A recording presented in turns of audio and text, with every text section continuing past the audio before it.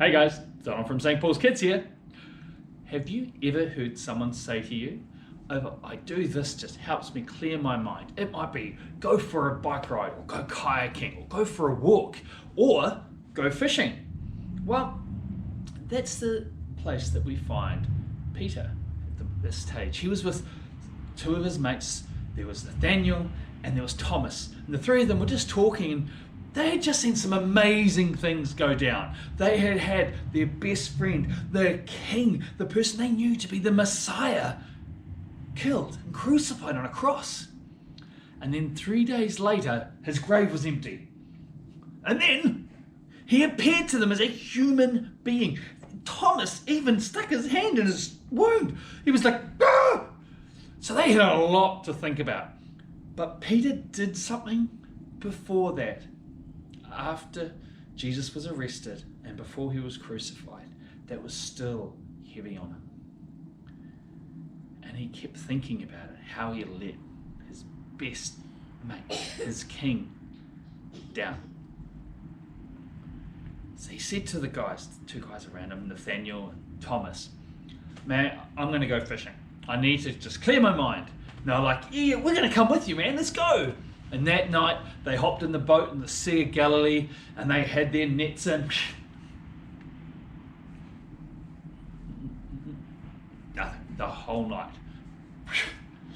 But Simon didn't really mind so much, because he was sitting there thinking, just trying to work out what he could do. Because the night Jesus was arrested and brought before all the priests, the super holy guys, Peter denied Jesus 3 times. Someone said, "Hey, you were with Jesus, weren't you?" "No, not even." Another one person came up, "I know your accent, it's from Galilee. You must have been a follower of Jesus." I don't know the guy." Then someone said to him, "I saw you with him. You must be a follower of this Jesus guy." And Peter was like, I'm telling you now, woman, I do not know that man." And then a rooster crowed, which you might not think is very weird, but just that earlier that night, Jesus said to Peter, "Before a rooster crows, you will deny me 3 times. Peter was like, "I'll never do that to you, Jesus." And then that rooster crowed, and he remembered, and he looked up and he saw Jesus looking at him from afar in the hall. And he broke down and he cried. But he was there when he saw Jesus alive, and Jesus gave him a big hug, but Peter was still trying to work through those issues. And just a bit of space on a boat, fishing, was helping him. Anyway, so the whole night was happening. The boat was just beautiful, calm. It was just the boat rocking back and forth gently. They'd throw the nets in and pull them in. Throw the nets in, pull them in. There's nothing.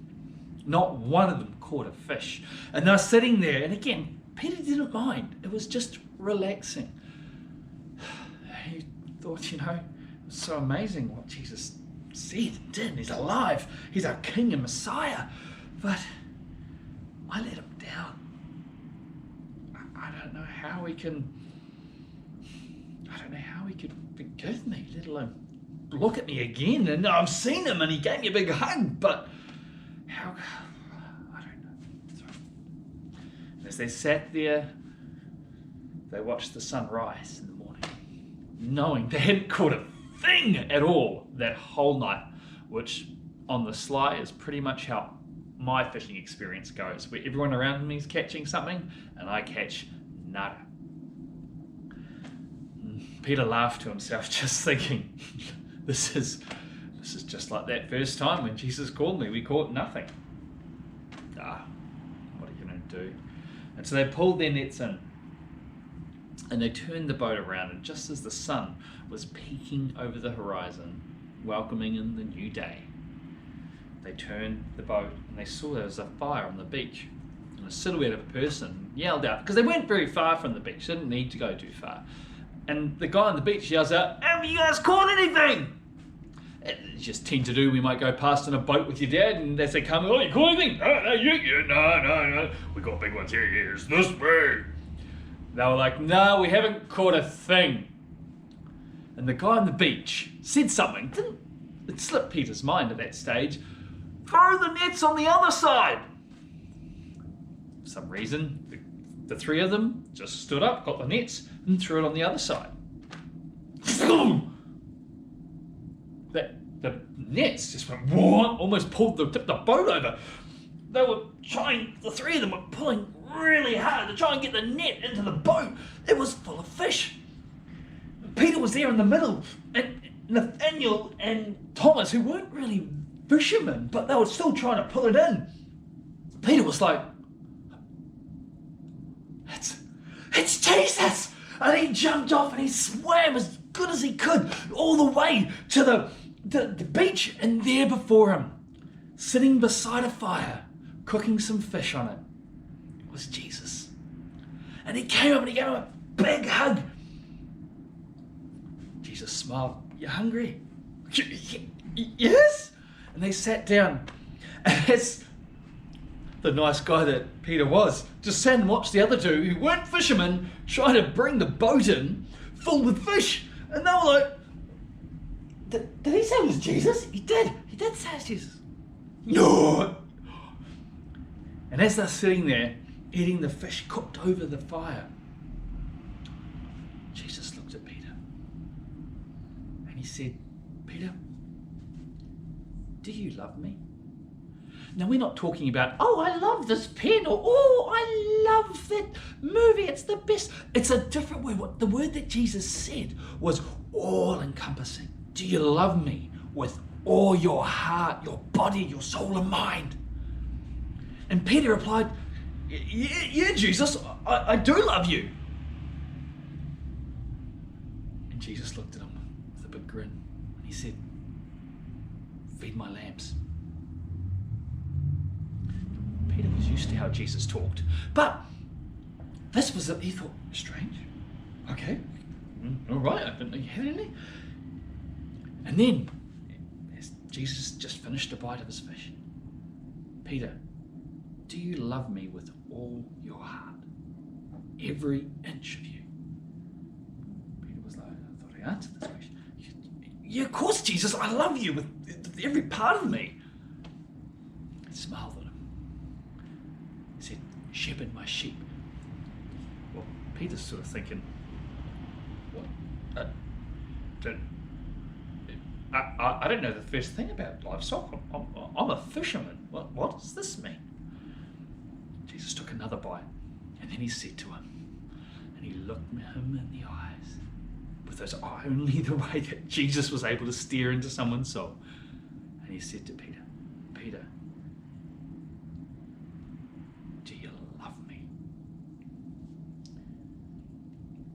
By this stage, Peter was tears falling down his eyes, knowing that Jesus had asked him 3 times if he loved him. And 3 times Peter denied him. And he looked and he grabbed Jesus. He said, "Jesus, I love you with every part of my soul. You know I love you.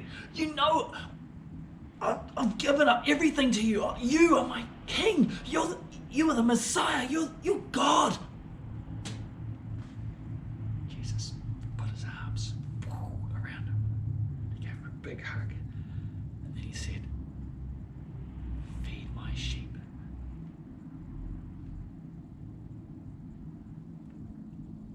Peter had tears coming down his eyes. He just hugged him again. "Thank you, Jesus. Thanks so much." And he said, "Mate, you are going to go places, and some places you won't want to go, but I will always be with you. I will never, ever leave you on your own."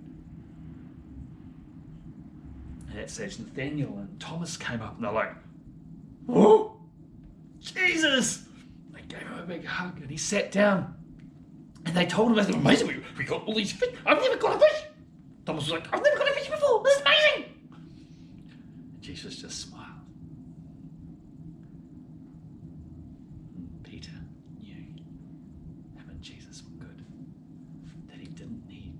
respond to mistakes.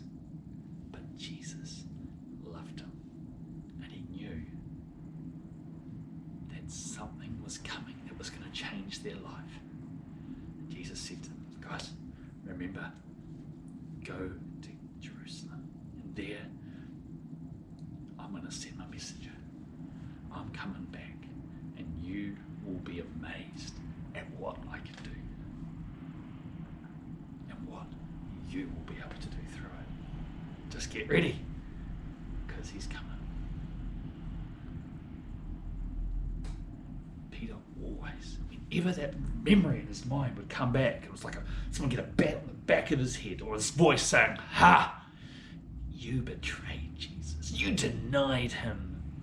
You are pathetic." Peter was like, "Nah, get behind me, devil." Because Jesus knows I love him. And he loves me. And that's our story today.